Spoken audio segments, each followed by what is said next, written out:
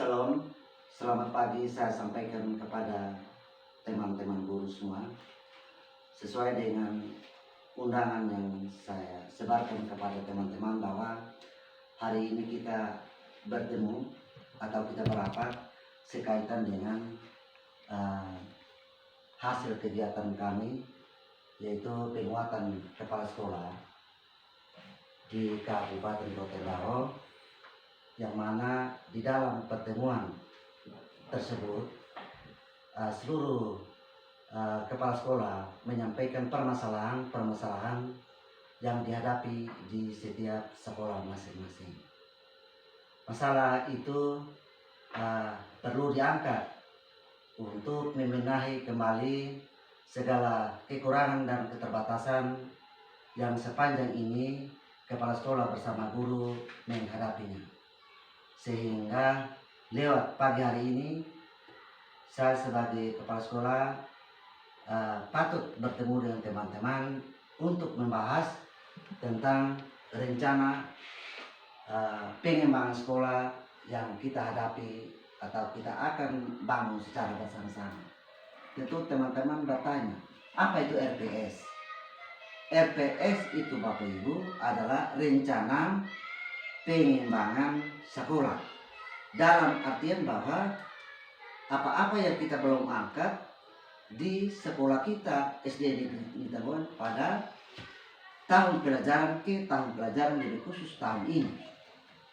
Di dalam kami mengikuti penguatan kepala sekolah teman-teman, salah satu titik lemah yang ada di SD Negeri Tangguhan pada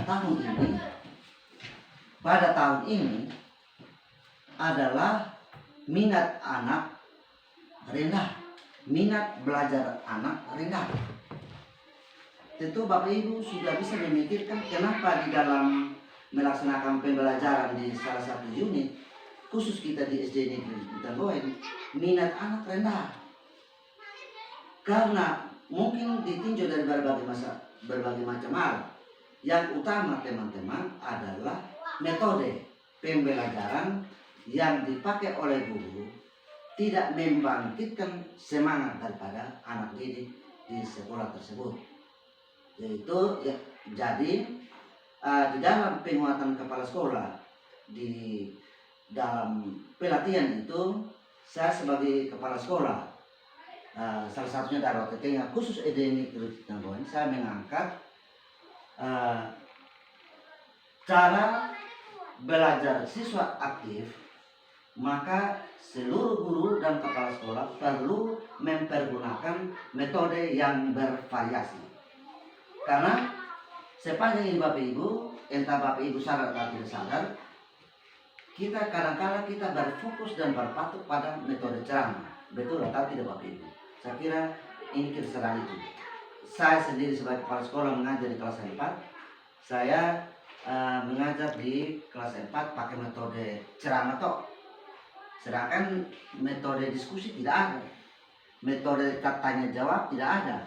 Nah, ketiga itu di dalam metode-metode yang kita pergunakan di dalam pembelajaran itu, kita perlu menggunakan supaya menggairahkan anak, membangkit semangat anak, agar apa yang menjadi tugas dan tanggung jawab daripada anak-anak, mereka menyelesaikannya dengan riang atau dengan semangat sampai selesai pembelajaran, mulai dari jam pertama sampai dengan jam terakhir. Jadi salah satu hal yang saya mau menyampaikan kepada teman-teman atau materi yang saya angkat itu adalah penggunaan metode di SD Tangguhan harus bervariasi atau harus lebih dari satu, yaitu metode ceramah. Ke depan ini kita akan berubah untuk menjadi metode bervariasi. Jadi itulah yang saya sampaikan di sana Bapak Ibu. Kita coba, dan kalau misalnya saya kira kita mencoba itu Bapak Ibu, pasti dia ada hawa baru atau ada cara-cara yang baru yang dipikirkan orang. Oh ternyata ceramah kita monoton, ternyata Pak kasih potong lagi, kita diskusi lagi. Diskusi apa lagi? Kita diskusi tentang materi tadi, kita menggali isinya untuk kita menjawab pertanyaan yang sekarang kita kerjakan. Setelah itu mungkin kita berdiskusi lagi, diskusi terus, kita tanya jawab, kita umpan balik tentang misalnya bahasa Indonesia, karena minat anak bahasa Indonesia, baca anak itu rendah. Jadi mungkin kita bilang, oh ini kata ini tambah kata ini menjadi apa, atau kata tambah kata nanti sebentar sudah panjang itu disebut apa, itu disebut kalimat. Kalimat tambah kalimat maka sebentar menjadi alinea atau paragraf. Nanti di dalam satu alinea atau paragraf disitulah tercover atau dilengkapi dengan berbagai macam isi cerita yang ada di dalam wacana tersebut. Nah, selama ini kalau tidak baik seperti itu, maka anak itu terputus di dalam memahami isi yang terangkai di dalam satu bacaan. Jadi saya kira hal itulah yang saya menyampaikan kepada teman-teman untuk kita pengembangan nanti di dalam pembelajaran. Pengembangan Bapak Ibu banyak, pengembangan di lokasi sekolah, pengembangan di dalam menata ruang belajar, pengembangan di dalam mengadakan buku-buku paket, buku-buku intervensi, buku-buku pelajaran, supaya ketika kita mengadakan pembelajaran kita tidak molor ke belakang, tetapi kita tetap maju ke depan. Nah, saya tahu di sini teman-teman, kita molor belakang ini karena di kelas 3 dan kelas 6 buku-buku kurang lengkap, sehingga kita tidak tahu mengajar dari arah mana. Kalau ingin lihat daripada silabus, maka Bapak Ibu bilang saya kerangka mengajar dari materi pertama, pembelajaran pertama, tema pertama, sampai pada tema terakhir pada semester 2. Tetapi itu secara silabus, tetapi secara pelaksanaannya tentu Bapak Ibu mencari di mana itu materi. Maka itu juga menjadi satu kesulitan bagi kita di SD di Tambahan. Jadi saya kira masalah yang saya sampaikan itu adalah masalah utama adalah metode.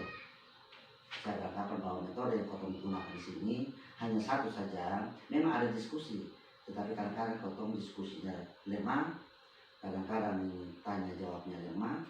Kita monotonnya pada ceramah. Setelah ceramah sudah selesai, ya kita keluar sudah. Maka itu masalah besar bagi kita di sini, yaitu penggunaan metode. Saya kira itu saja yang saya sampaikan kepada Bapak Ibu. Mungkin masih ada pertanyaan atau tidak. Kalau tidak, maka rapat hari ini saya tutup dengan resmi. Masih ada pertanyaan kok teman-teman? Pak, ada tuh. Saya kira ini sudah tidak.